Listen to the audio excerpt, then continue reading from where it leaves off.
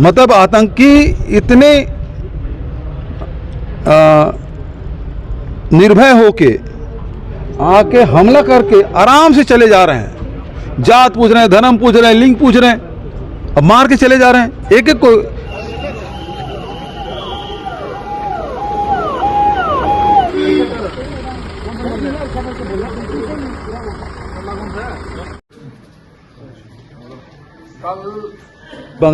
बंगाल पे आ रहा है। मैं तो विधानसभा में प्रश्न किया कि कितने रोहिंग्या, कितने घुसपैठिए इसमें आया। पिछले सत्र में पूछा था और इस सत्र में पूछा, तब बोलते जानकारी एकत्रित की जा रही है। 1.5 साल बीत गया इस सरकार को बने, बताए।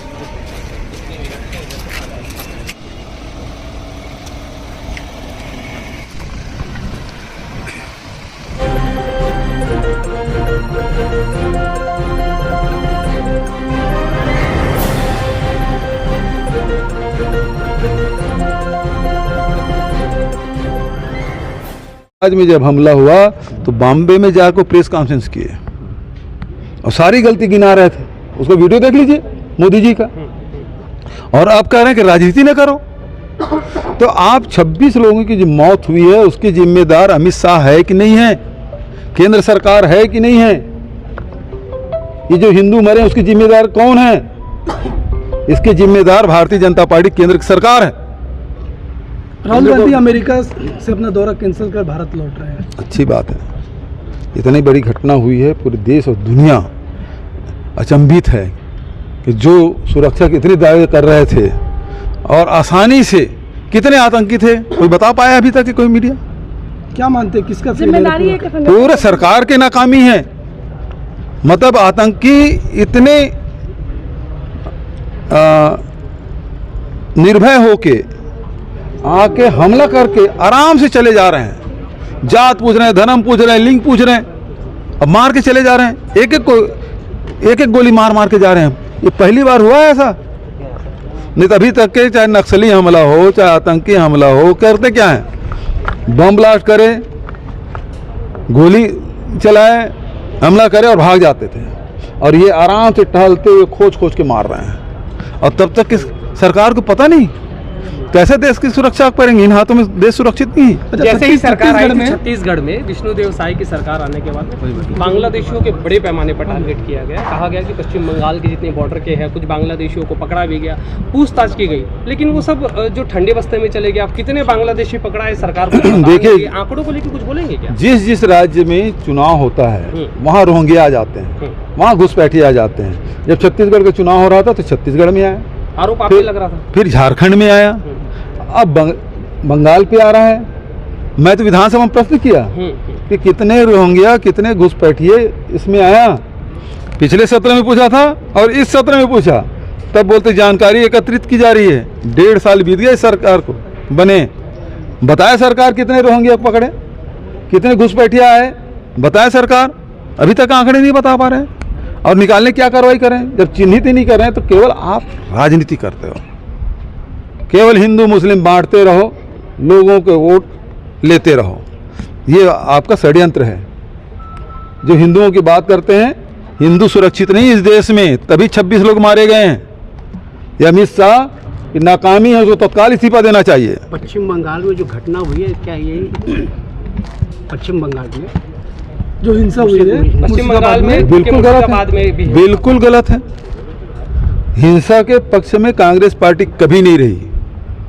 किसी प्रकार की हिंसा हो, हम महात्मा गांधी को मानने वाले हैं, गुरु घासीदास को मानने वाले हैं, कबीर गुरु नानक देव को मानने वाले हैं। हिंसा के पक्ष में हम लोग कभी नहीं है।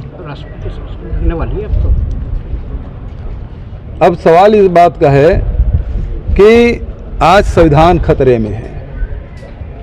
संविधान से इतर जाके भारतीय जनता पार्टी, उसकी सरकार का कार्रवाई कर रही है।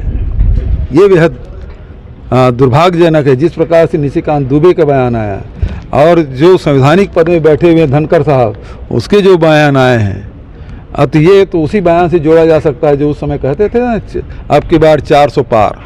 क्यों 400 पार? क्योंकि हमको संविधान बदलना है। तो अब इस प्रकार से नागरिकों के अधिकार छीनने की का षड्यंत्र ये सरकार कर अच्छा, रही है। जिस प्रकार से छत्तीसगढ़ में बीजेपी कह रही है 2026 में नक्सल मुक्त कर देंगे, तो क्या लगता देश में भी कोई ऐसा होना चाहिए कि आतंकवाद मुक्त? भाई ये तो जिस समय नोटबंदी लगाए थे, बोले कमर टूट जाएगी नक्सलियों के, आतंकवादियों के।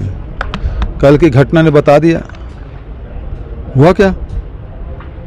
नोटबंदी के बाद, 370 के बाद, और पुराना आप बयान निकाल के देख लीजिए, ननकी राम कंवर ने क्या कहा था जब पहले गृह मंत्री बने, तो 6 महीने के भीतर में नक्सलवाद समाप्त कर देंगे, बोला था उन्होंने। ये बात सही है कि पूरे देश से नक्सलवाद कमज़ोर होता जा रहा है।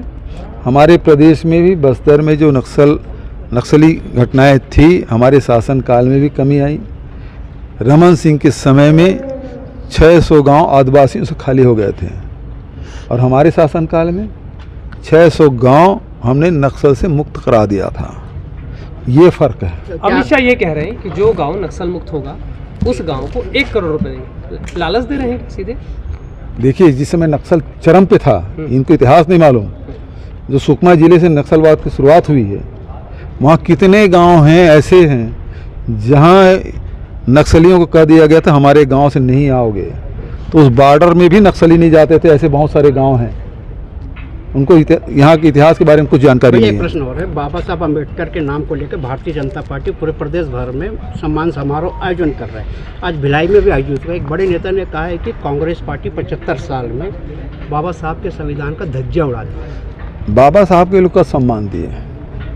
जिस समय संविधान लागू हुआ उस समय रामलीला मैदान में ये विश्व हिंदू परिषद और जनसंघ के लोग बाबा साहब अम्बेडकर और पंडित नेहरू के पुतला जलाए थे। और अभी पिछले लोकसभा में अमित शाह जी ने क्या कहा था, क्या अम्बेडकर अम्बेडकर अम्बेडकर लगा रखे हो, इतना तो भगवान का नाम लेते तो 7 जन्म तक तुमको स्वर्ग मिलता। तो उनके शीर्ष नेता जब इस प्रकार की बात कर रहे हैं, तो ये लोग केवल लोगों को गुमराह करने के लिए, इनके दिल में गोट से बसते हैं, संविधान नहीं। और यदि ये बात कहते हैं तो ये जितने भी बाबा लोग कह रहे हैं कि देश किससे चलेगा, संविधान से चलेगा या धार्मिक ग्रंथों के आधार पर चलेगा। शरबत को लेके भी हिंदू मुसलमान हो रहा है। अब हाईकोर्ट ने दिया रामदेव के लिए। भाई ये लोग कहते हैं मनुस्मृति से चलेगा।